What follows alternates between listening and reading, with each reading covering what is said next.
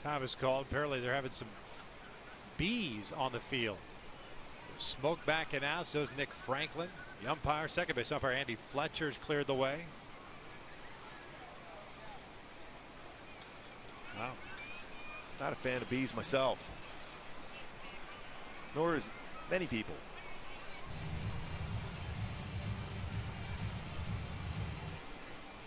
C.J. Wilson looking on, and Felix Hernandez about to throw his 25th pitch once we get going once again.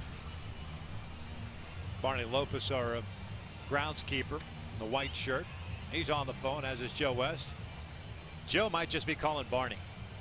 Yeah. And Barney's calling Joe. Phones are beautiful.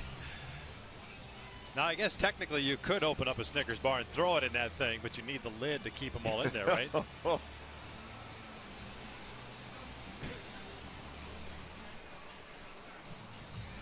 like he's got a 2-iron.